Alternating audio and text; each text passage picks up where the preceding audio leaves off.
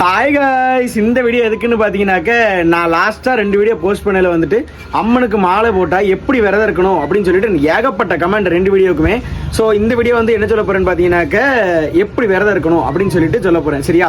முதல்ல காலையில் சாயந்தரம் 2 நேரம் குளிக்கணும். அதே மாதிரி காலையிலையும் பூஜை பண்ணணும், நைட்டும் பூஜை பண்ணணும் சாமிக்கு. அதே மாதிரி 2 நேரம் காலையிலே வந்துட்டு சூரிய நமஸ்காரம் பண்ணணும், நைட்டு வந்து நிலவை கும்பிடணும். அதே மாதிரி பூஜை பண்ணி முடிச்சதுக்கு அப்புறம் தான் சாப்பிடணும். மதியம் மட்டும்தான் சாப்பிடணும். வெண்பொங்கல் சாப்பாடு வச்சுட்டு துவையல் வச்சு சாப்பிட்டுக்கலாம். அதே மாதிரி காலையில் வந்துட்டு இப்போ உனக்கு வந்து ஹெல்த் இஷ்யூ இருக்குது, உடம்பு சரியில்லாமல் இருக்குது, என்னால் வந்துட்டு சாப்பிடாமல் இருக்க முடியாது அப்படின்னு சொன்னீங்கன்னாக்க காலையில் நைட்டு அப்படின்னு சொல்லி 2 நேரமும் சாப்பிட்டுக்கலாம். தோசை இட்லி அந்த மாதிரி எதனா சாப்பிட்டுக்கலாம். அதே மாதிரி மாலை போட்டிருக்க நேரம் வந்துட்டு சோப்பு ஷாம்பு எதுவுமே போடக்கூடாது. லாஸ்ட்டாக போட்டிருந்த வீடியோவில் வந்துட்டு அவ்வளோதான் உண்டா அப்படின்னு சொல்லி நிறைய பேர் கேட்டிருந்தீங்க. ஸோ இதில் வந்து தெளிவான எக்ஸ்ப்ளனேஷன் கொடுக்குறேன். அதே மாதிரி தலைக்கு வந்துட்டு எண்ணெய் தேய்க்கக்கூடாது, சீப்பு வச்சு இது பண்ணக்கூடாது, மூஞ்சிக்கு பவுடர் போடக்கூடாது, எதுவுமே பண்ணக்கூடாது. திருநீர் குங்குமம் வச்சிருக்கணும். அதே மாதிரி பெண்கள் வந்து முடியை கெட்டி போடக்கூடாது, முடியை வாரக்கூடாது, சாதாவை விட்டுக்கணும். பூ வைக்கணும்னு தோணுச்சுனாக்கா வேப்பிலை வச்சுக்கலாம்.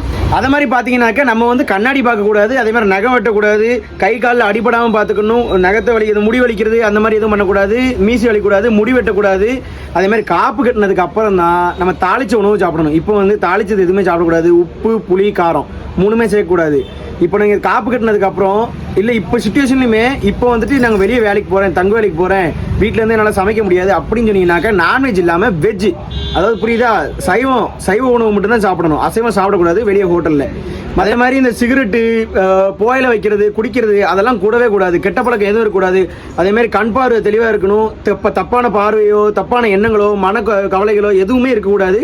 அம்மனையே பார்த்து அம்மன்கிட்டயே சரணடைஞ்சிடணும். அந்த மாலை போட்டிருக்க நேரம் தசரா, அதாவது இப்போ வேடம் கலைக்கும் போது மட்டும்தான் நம்ம சோப்பு பயன்படுத்தணும்.